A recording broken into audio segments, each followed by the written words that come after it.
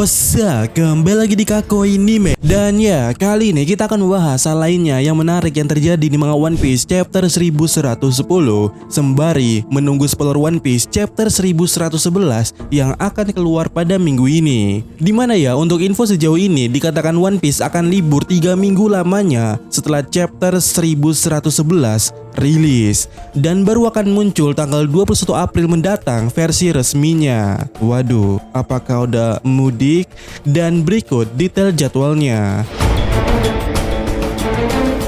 Nah, karena chapter 1111 nanti akan keluar cover color spread, pada video kita kali ini kita akan membahas hal menarik, plus ada cover color spreadnya yang menyertai sebagai clue lawannya Zoro.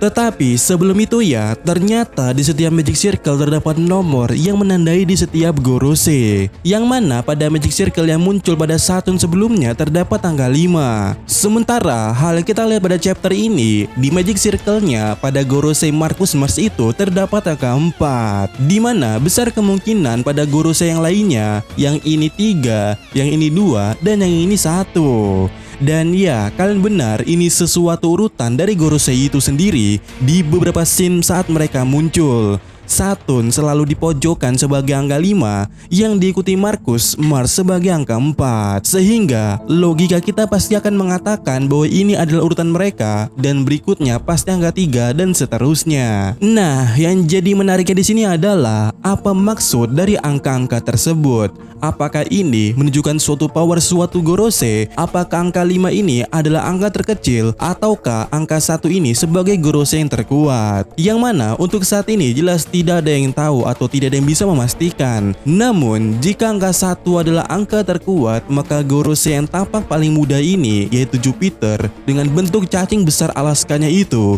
adalah urutan ke-1 sebagai Gorosei terkuat. Dan apakah benar dia adalah yang terkuat? Mungkin itu benar. Semakin kecil angkanya semakin kuat. Dan bagaimana jika nomor urut mereka itu akan jadi lawan dari Kuno Mugiwara Ichimi sesuai dengan urutannya juga? Nah, ini dia. Menariknya adalah fans sejauh ini telah mencocologikan kalau lawannya Zoro adalah Nasujuro, sementara lawannya Sanji adalah Marcus Mars. Dimana menariknya adalah jika logika soal nomor urut tadi yang kita utarakan itu benar atau sesuai hal yang benar itu, maka ini akan cocok ya.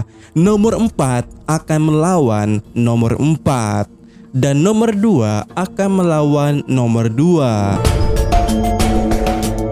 Di mana Zoro melawan Nasujuro sejatinya sudah menjadi suatu cocok logi sejak awal. Sejak rumor menyebar bahwa yang dipegang oleh Gorosei itu adalah pedang Sodai Kitetsu, yang mana seperti yang kita ketahui bersama, Zoro ini memiliki Sandai Kitetsu. Secara harfiah pedang itu bisa dikatakan sebagai generasi ketiga. Artinya karena ada generasi ketiga, harusnya ada generasi kedua dan ke-1, bukan?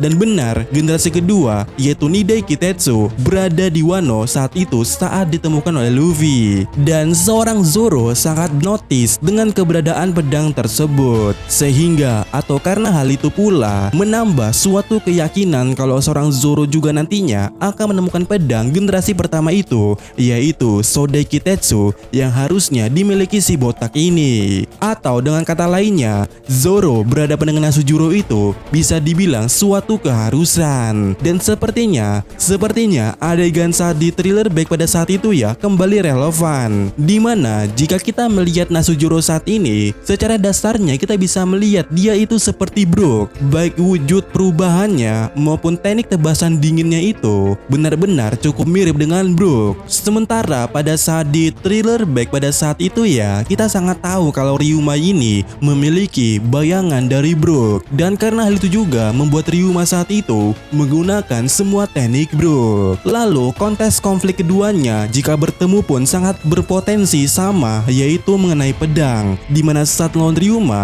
Zoro membutuhkan pedang ketiga. Dan kali ini Zoro mungkin saja merasakan salah satu dari pedang ketiga lainnya dari series pedang Kitetsu, yaitu Sodai Kitetsu. Kemudian jika berbicara cover color spread, tentu saja ada cover yang cukup relate atau menarik mengenai hal ini, di mana ada cover color spread yang memiliki judul Dia Kuat, hati-hati. Anjay, dari judulnya aja ya cukup meyakinkan bukan? Dan ya, ini dia covernya, cover Kala Spirit chapter 387. Terlihat Zoro tengah melawan Luffy sebagai kesatria berkuda, dan dilihat dari mimiknya Zoro, dia sedang kewalahan. Dan judul di cover ini besar kemungkinan adalah hal yang mungkin dikatakan oleh Zoro saat itu. Min, mentang-mentang bentuknya kuda, emang ini sangat relate dengan Nasujuro apa? Eits, tunggu dulu. Sebenarnya tidak hanya cover ini saja yang bertemakan kuda. Namun hanya di cover ini saja kita bisa melihat kuda yang tengah ditunggangi oleh Luffy, dan sebagai lawannya Zoro, di lehernya ada tali dengan motif berkobar api. Ya, kalian benar. Itu merupakan ciri khas dari Zoan yang telah awakening. Kemudian kita bisa melihat di cover ini, selain Zoro dan Luffy ada Chopper juga di sana. Dan ya, kalian benar, mereka merupakan user Zoan. Artinya, Zoro sedang melawan user Zoan di sini, dan Zoan kuda yang telah awakening itu hanyalah Nasujuro. Dan ya, bagaimana menurut kalian? Apakah Zoro mampu setidaknya bertahan dari Nasujuro? Dimana jika melihat cover ini saja, harusnya Zoro akan kesulitan melawan si botak itu.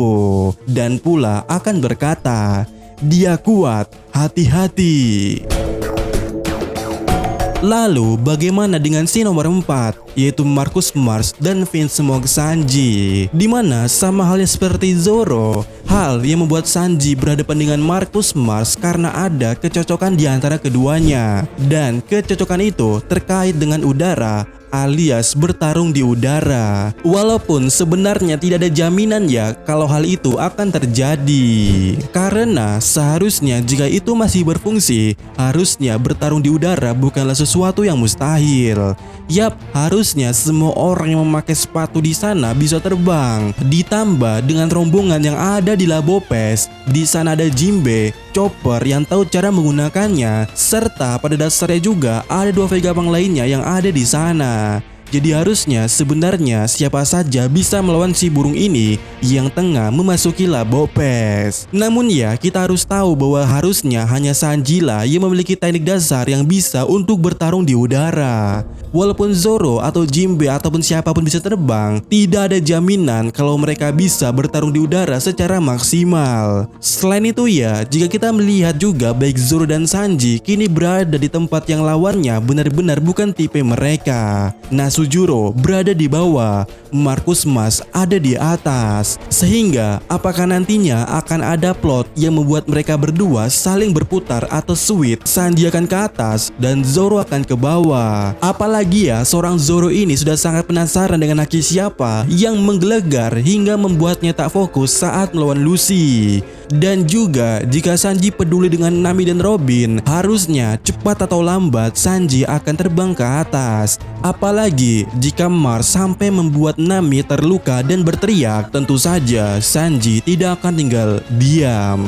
Min, tapi bagaimana cara Sanji memasuki Labopes? Nah, ingatkah kalian pada chapter sebelumnya, Sanji bisa menepis laser Kizaru, di mana penghalang atau barrier yang ada di Labopes itu besar kemungkinan bahannya sama, itu laser, sehingga karena itu juga Kizaru bisa melewati dom. Jadi bisa dikatakan plot yang satu ini, Sanji bisa menangkis Kizaru, bukan berarti Sanji bisa mengalahkan Kizaru, tapi itu adalah plot agar Sanji bisa masuk ke Labopes dengan mudah. Jadi sekarang pertanyaan adalah, bagaimana cara Zoro ke bawah untuk menghadapi Nasujuro? Apakah mereka akan mengevakuasi diri menuju tempat Franky berada yang berada di bawah? Atau justru Zoro terpental dari Labopes dan jatuh tepat di hadapan Nasujuro secara kebetulannya? Dan mungkin saja itu diakibatkan oleh Marcus Mars. Sebab di cover ini juga jika kita perhatikan, di tamengnya Zoro itu ada gambar burung yang sekilas mirip dengan perawakan dari perubahannya si Marcus Mars tersebut. Dan ya, bagaimana menurut kalian?